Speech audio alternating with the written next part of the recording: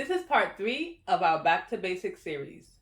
Electronic Remittance Advice, Explanation of Benefits. What are these things? If you're interested in finding out, then please keep watching.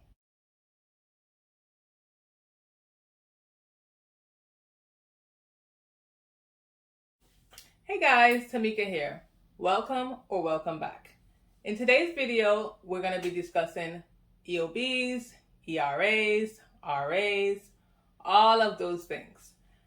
This is part 3 of our Back to Basics series, and we're going to jump right into it.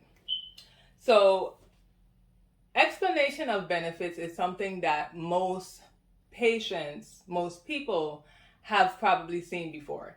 You might not know that you've seen it because what I've been noticing is that a lot of us do not look at these papers when they're sent to us from our insurance company. We may look at a bill sometimes, but when it comes to the insurance company sending us information about what happened, as far as the provider sending them claims, we don't really pay attention to that. So, explanation of benefits, which is shortened for EOBs, is what patients usually get when they went to a provider, they had a service done, the provider billed a claim, and now it's just an explanation telling the patient what the provider billed for. I'm not really going to get into that, even though that is pretty much the same as a remittance advice, which is a RA, or an electronic remittance advice, which is an ERA that the doctor's offices, hospitals, stuff like that receive from the insurance company. They're pretty much the same, but one is given to the patient and one is given to the providers, and that's basically, the provider portion is basically what I'm going to talk about.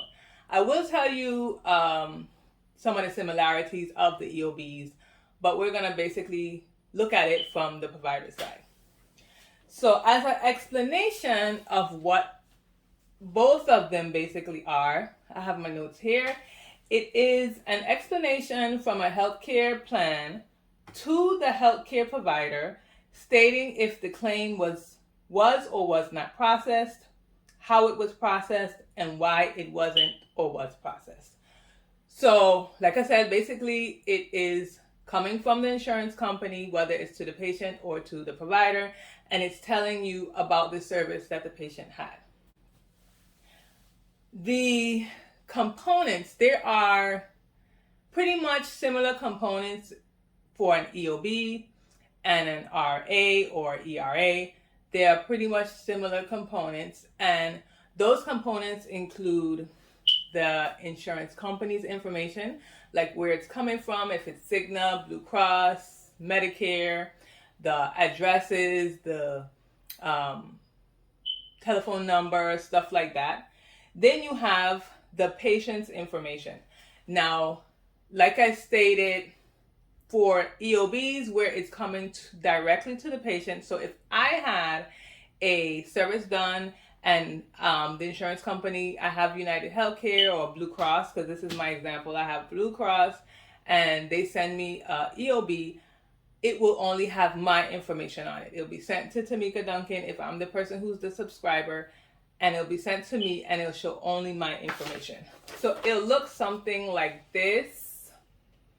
I got this off of the internet, so I just wanted something physically to be able to show you, but it'll look something like that. It would basically say that it's not a statement, it's not a bill.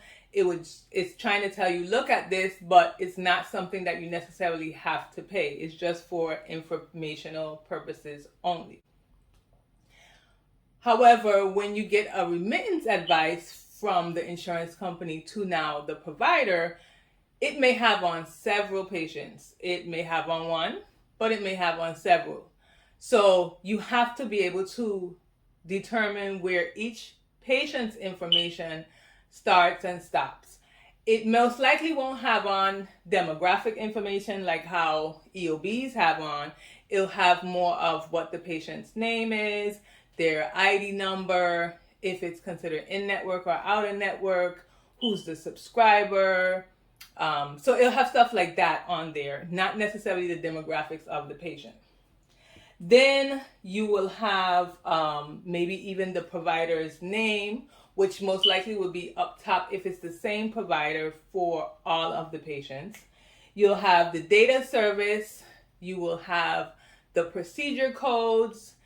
One of the differences that EOB has, or that a remittance advice that an EOB doesn't have, is the exact codes. So usually when you get an EOB as a patient, it will say maybe lab or surgery, just a general word.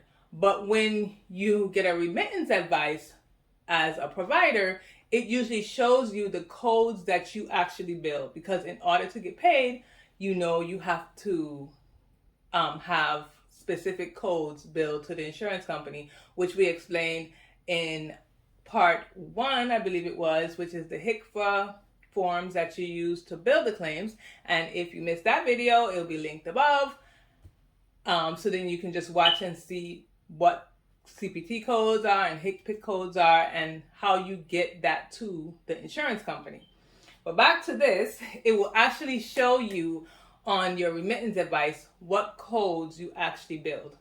All of that is very important. It'll show you how much you billed, the total you billed, the allowed amount that was allowed for you to bill, if some of it went to the patient's deductible, co-insurance, a copay, how much the patient owes, how much was paid to the provider. So it will show any remarks, which is very important because an insurance company may deny a claim, and you need to read the remarks to understand why the claim was denied.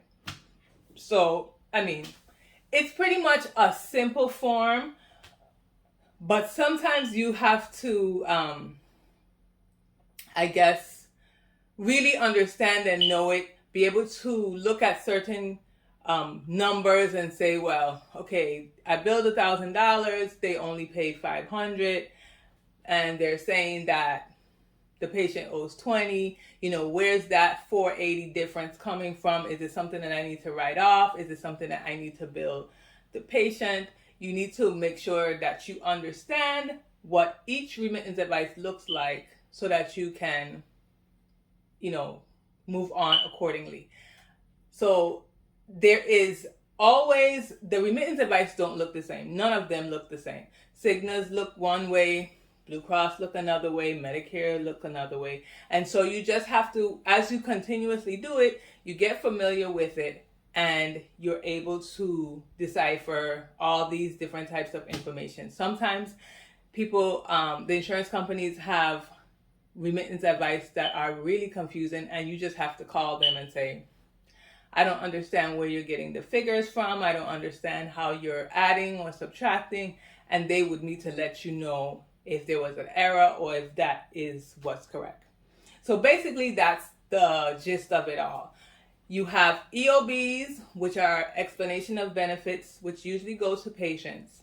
And patients usually get those forms first. Before us as providers get our remittance advice, usually patients may get their EOBs. It is important to review these EOBs as patients, and it is also important to review these remittance advice as the provider or the person doing the billing or posting the payments, because if you don't read these forms, then you can't post payments. If you have any questions, because I hope that was not too unclear. If you have any questions, please leave them below. And I'd like to know if you, either as a patient, read your EOBs when you receive them, and as a provider, or let's say you work in the billings field and you usually use you're in the billing field and you usually work with remittance advice. Do you find it hard to read some of them? If you do, which ones are those? I can say for myself, who might be a harder one to read? It's usually those off insurance companies that I don't usually work with too much that I might have a little bit of problems trying to understand, and that might be the smaller insurances. As far as the bigger ones, which include for me Cigna, Blue Cross Blue Shield, United Healthcare, Medicare, we have a place called Elon, the Aetna, APW, they are usually pretty much clear. But when I get those remittance advice that are kind of off from these smaller insurance companies, sometimes it's hard to read and I have to call a representative for them to explain to me what's going on. So I hope this was helpful. We have one more part to go, and that's going to be patient statements. And then after that, we're going to do some more. I'm hoping to be able to maybe do some examples of me billing. Of course, I can't show you people's information because we all know about HIPAA, and that is not going to work. But if I can show you maybe a little bit of process of what I actually do, then maybe it can help you. So I do videos on Saturdays, and if you like this video, please like this video. I'm really trying to build up my subscribers and be able to answer questions, because I started this channel to do videos on medical billing because people have been asking me about it. And sometimes people just want to know a real life scenario of people who actually do billing. For myself, I know when I started out, it was kind of something that was new to me. I really didn't know what billing necessarily was too much beyond what I had taken as a class. But I kind of felt like I was doing it alone a lot. And I kind of want this to be a networking place where you can ask questions and we can kind of help each other, because like I stated in my last video, you do not know everything and you will always be learning. You can learn something from someone who has just started or from someone who has been in this business for years. So I hope to see you again. Like this video, please subscribe and comment below, and I will definitely see you in the next one. Hopefully, if you subscribe. All right, have a good one.